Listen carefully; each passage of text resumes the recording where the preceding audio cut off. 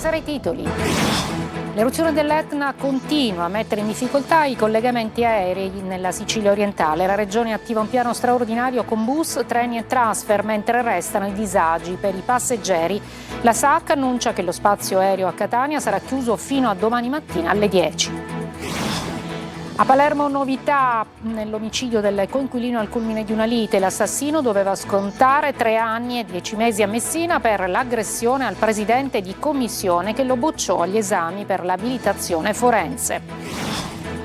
A Trapani per lo stupro di gruppo, condannato a 5 anni il campione olimpico di pesi Nino Pizzolato. Stessa pena per gli altri 3 imputati coinvolti nella violenza su una turista finlandese nel 2022. A Catania, dopo le sparatorie delle ultime settimane, oggi la Commissione regionale antimafia in prefettura lancia l'allarme per la recrudescenza della criminalità in città, che si conferma capitale della droga. Caro carburanti, il mancato rinnovo del taglio delle accise riporta il costo del gasolio e benzina sopra €1 al litro. Insorgono associazioni di categoria e automobilisti. Calcio è ufficiale, Hernani è un giocatore del Palermo, venerdì squadra rosanero in ritiro. Serie C, l'arrivo di Longo a Catania dà il via alle operazioni in entrata, nel taccuino numerosi giocatori del Crotone.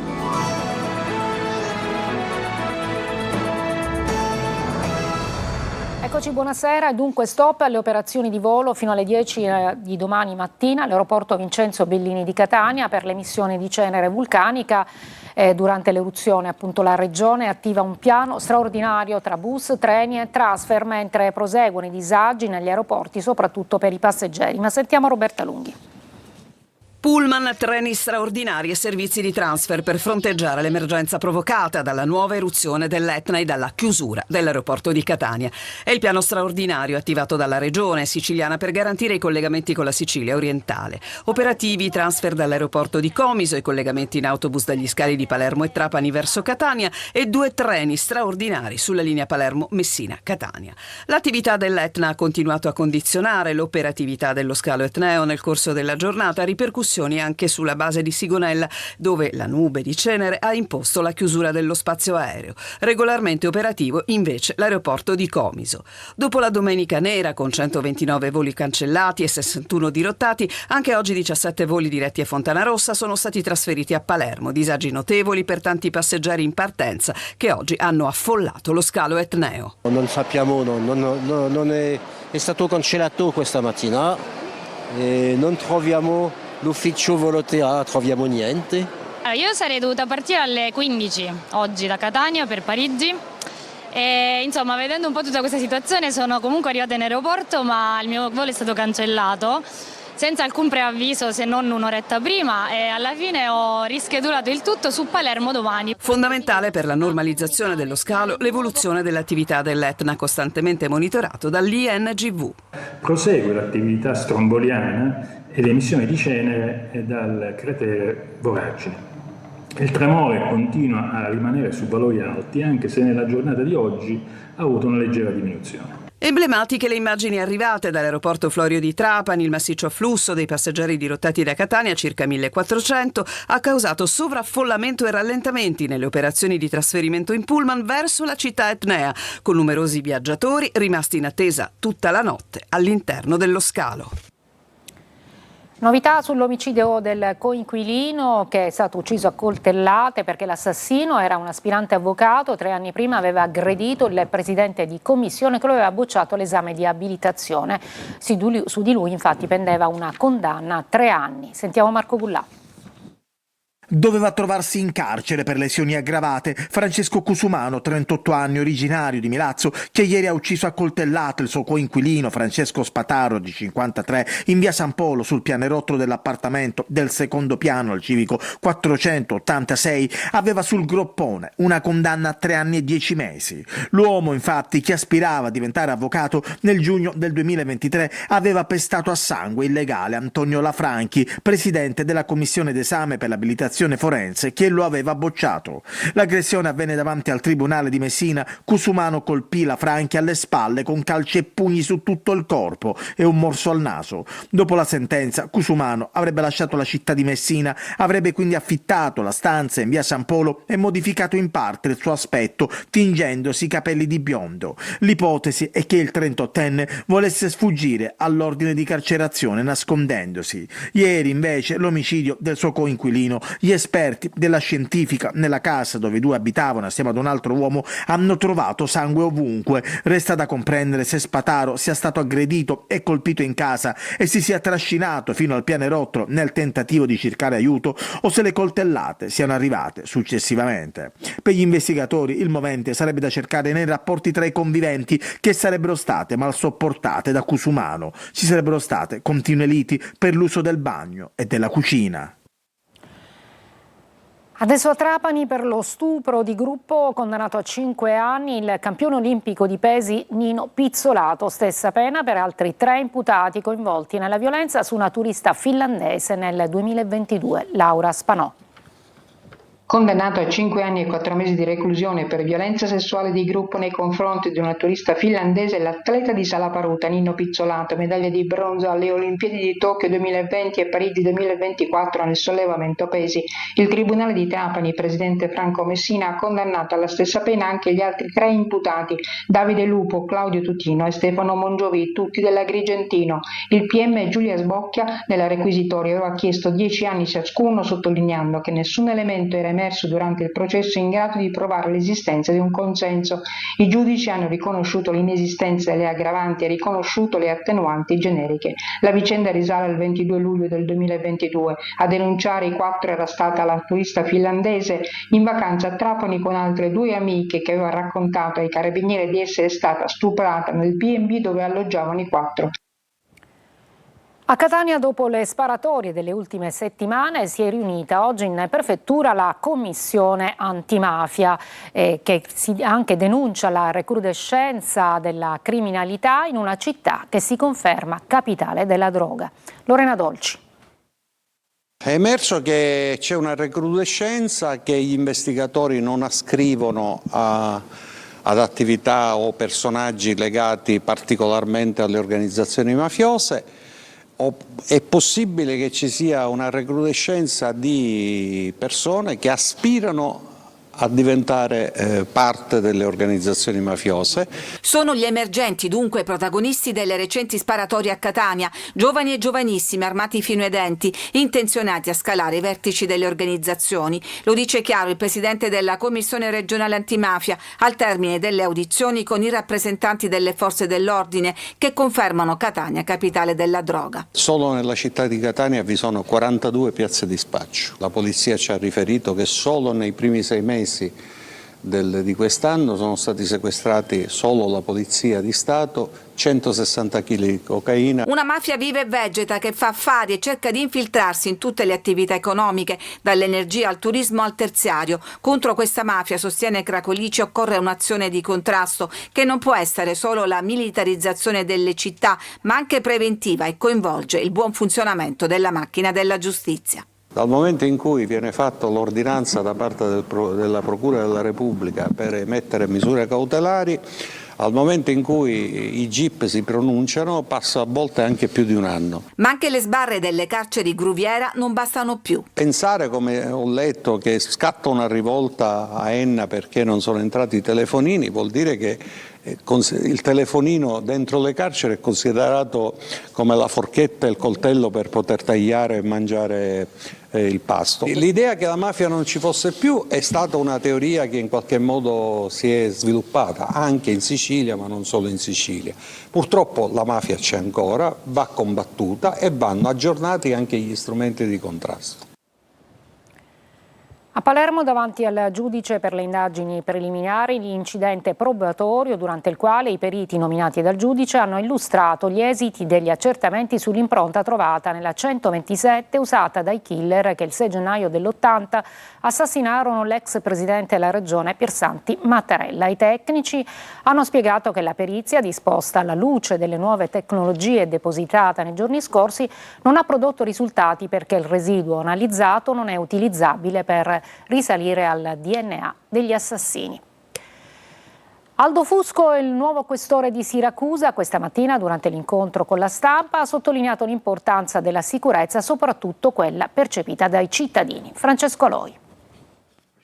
Innalzare la sicurezza percepita è tra le priorità del nuovo questore di Siracusa, Aldo Fusco, che segue così la scia del predecessore Roberto Pellicone. È necessario una maggiore presenza, una maggiore reattività a quelle che sono le legittime richieste che provengono dalla comunità civile. Messinese arriva da Ascoli Piceno, ma in passato era già stato in provincia alla guida del commissariato di Lentini e della divisione anticrimine. L'aver lavorato in questo territorio, ma aver fatto gran parte della mia vita proprio carriera in Sicilia orientale, mi aiuterà soprattutto a capire alcune dinamiche territoriali e locali. Negli ultimi mesi la criminalità sta provando ad alzare il tiro. Le bombe carta davanti alle saracinesche dei negozi, ma anche i numerosi sequestri di armi. E il nuovo questore ha un'esperienza di oltre 30 anni tra Sicilia, Calabria e Puglia, proprio nella lotta alla criminalità organizzata. Bisogna cercare e cercheremo di dare il massimo contributo sia investigativo che in termini di risorse umane. Per un controllo sempre più capillare, però, è necessaria la collaborazione di tutti. Il mancato rinnovo del taglio delle accise riporta i carburanti sopra i 2 euro al litro. Insorgono le associazioni di categoria, ma soprattutto gli automobilisti. Tonino De Mana. I prezzi della benzina sono 1,94 per il gasolio e 1,86 per la benzina. Modalità servito invece si sfora e si va sopra i 2 euro. Sì, si va sopra i 2 euro, diciamo che il prezzo anche prima dell'aumento delle accise nel servito è stato sempre oltre i 2 euro perché c'è un differenziale che va dai 20 ai 30 centesimi a seconda delle compagnie petrolifere. Scende il prezzo del barile di greggio da $120 dell'aprile scorso a 68 di oggi, ma risale quello di benzina e gasolio che in modalità servito tornano stabilmente sopra i 2 euro al litro. Si fa sentire e suscita reazioni polemiche lo stop dello sconto sulle accise ed insorgono associazioni di categoria ed automobilisti. Viva l'Italia! Questa è l'Italia. Cosa ne pensa? Ma niente, che pensare che non ci arrivo a fine mese? A fine mese non ci arrivo con la pensione. Soprattutto per le famiglie che non hanno soldi veramente, manco da mangiare, che non si possono spostare, a me quelli mi fanno pena. Ma fortunatamente non faccio tanti chilometri. Quanto incide sul tuo bilancio? Abbastanza. Diciamo un buon 20% dello stipendio va nella benzina. Non vuole sentire parlare di speculazioni il presidente della Fidic calabrese, secondo cui gli aumenti hanno motivazioni ben precise. In Europa paghiamo lo scotto del fatto che negli ultimi anni sono state chiuse diverse raffinerie, altre sono state convertite ai biocarburanti, quindi noi importiamo quasi tutto il prodotto raffinato dal resto del mondo. E c'è anche da dire che noi non vendiamo prodotto grezzo, ma vendiamo prodotti raffinati. Una stangata prevista per le associazioni dei consumatori con il mancato rinnovo del taglio delle accise che costerà agli automobilisti quasi 1,5 miliardi di euro su base annua, con un pieno da 50 litri in appena 2 giorni, rincarato di quasi 2 euro. Breve pausa poi ad Agrigento per questa crisi idrica che sembra non avere fine.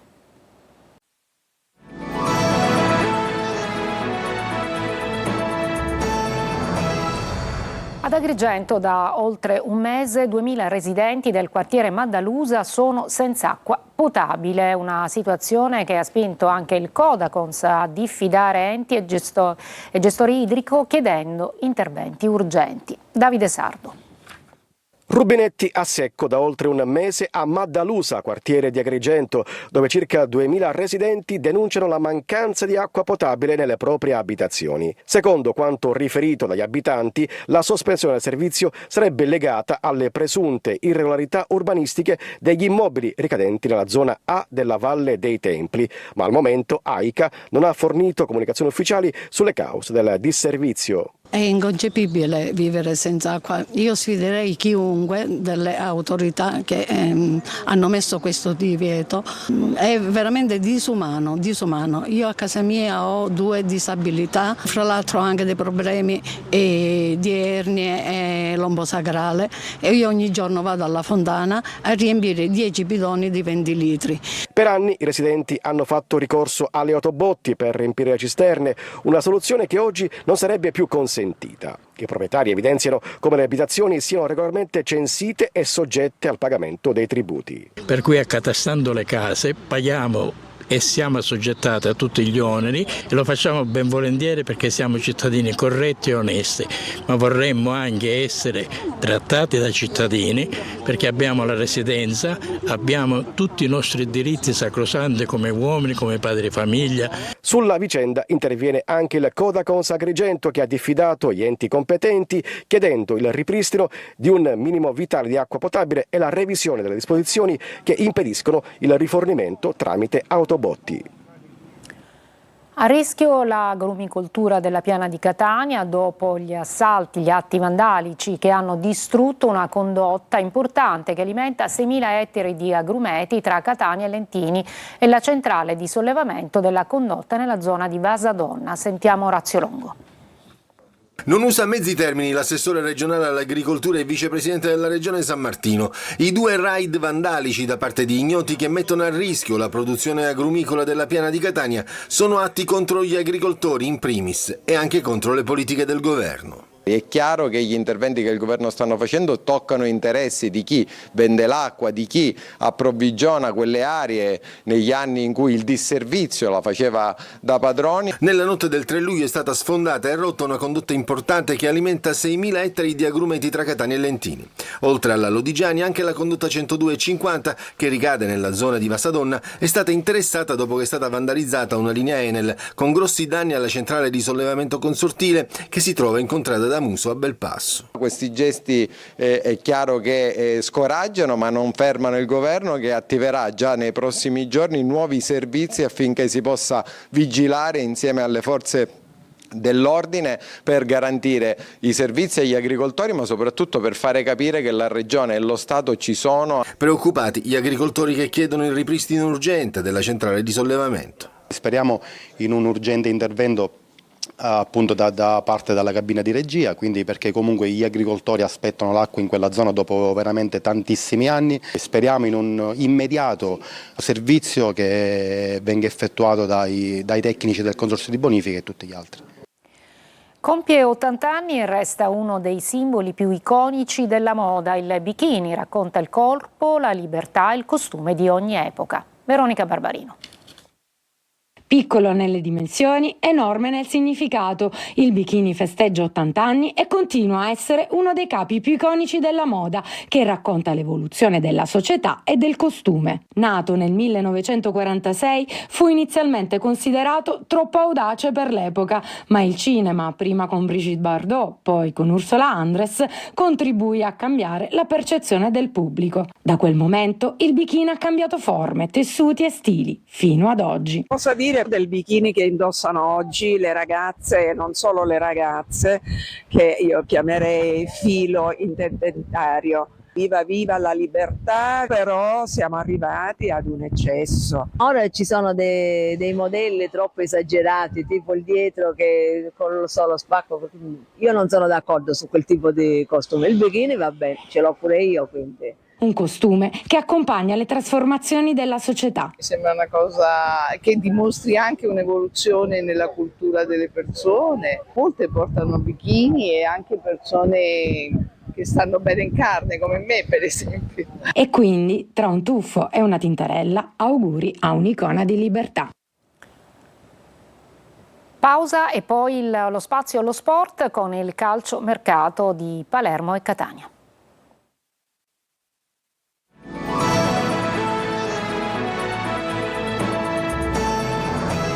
Eccoci al calcio, ufficiale Hernani è un giocatore del Palermo, è il terzo colpo per il direttore sportivo Osti che adesso accelera anche per Compagnon del Venezia, venerdì la squadra rosanero in ritiro. Marco Gullà. Hernani è ufficialmente un giocatore del Palermo, come previsto. Il club rosanero ha ufficializzato in mattinata l'ingaggio dal Monza del centrocampista brasiliano. Si tratta del terzo colpo dopo Estevez e Cassandro. Venerdì la squadra di Inzaghi inizierà il ritiro precampionato in Trentino Alto Adige e il tecnico potrà quindi contare su 3 nuovi innesti, anche se l'obiettivo del direttore sportivo Carlo Osti è quello di arrivare a Mattia Compagnon. I contatti tra il club rosanero e l'entourage del giocatore, classe 2001, restano intensi. Il profilo è considerato tra i più adatti alle esigenze tecniche della squadra. I prossimi giorni saranno probabilmente cruciali per capire se le buone sensazioni raccolte finora si tradurranno in una fumata bianca. Non è l'unica pista seguita dal Palermo per rinforzare il reparto avanzato, resta viva anche quella che porta ad Almquist, esterno offensivo del Parma. In lista ci sono inoltre Rui Modesto, per cui sono già stati avviati discorsi con l'Udinese, e Rao, di proprietà del Napoli. Nei giorni scorsi al Palermo è stato offerto anche Andrea Belotti, svincolato dopo l'ultima stagione a Cagliari. Il club rosanero però non è interessato. Sul fronte delle uscite invece al momento non si registrano novità. Settimana importante per il Catania tra mercato e organizzazione del ritiro pre-campionato. L'arrivo di Longo dà il via alle operazioni in entrata. Nel taccuino numerosi giocatori del Crotone. Tonino De Mana. Mercato e organizzazione del ritiro in 2 sedi, la prima al Massimino, la seconda a Norcia, in Umbria. Inizia una settimana importante per il futuro del Catania, che dopo le ufficializzazioni del DS Parrà e del tecnico Longo darà il via alla campagna di rafforzamento. Servirà un'accelerazione per consegnare al nuovo allenatore un organico che possa dare l'assalto ancora una volta alla Serie B. Le delusioni delle passate stagioni, nonostante gli sborsi economici, impongono riflessioni e valutazioni, con un organico da rinnovare sotto l'aspetto numerico, contrattuale e qualitativo, con conseguente abbassamento dell'età media. Di obiettivi ce ne sono già tanti, contatti avviati con il Crotone per quei calciatori che Longo conosce bene per averli allenati negli ultimi 2 campionati. Per la mediana interessano Vinicius e Gallo, per l'attacco Musso, nome gol quest'anno, e Zunno, per la difesa di Pasquale. Oltre a Capomaggio e Scognamiglio, che difficilmente lasceranno Salerno e Benevento, Varrà ha un dialogo aperto con l'attaccante Ferdinando De Sole, con cui ha lavorato a Potenza. Parecchi estimatori per Andrea Rizzopinna, il cui cartellino è valutato dal Cosenza a €500.000, trattabili comunque in uscita. Gimenez fa gol agli spagnoli del Castellón e sono tante le richieste per Gherardi, Celli, Dini e Cargnelutti. È tutto, grazie per l'ascolto e buona serata.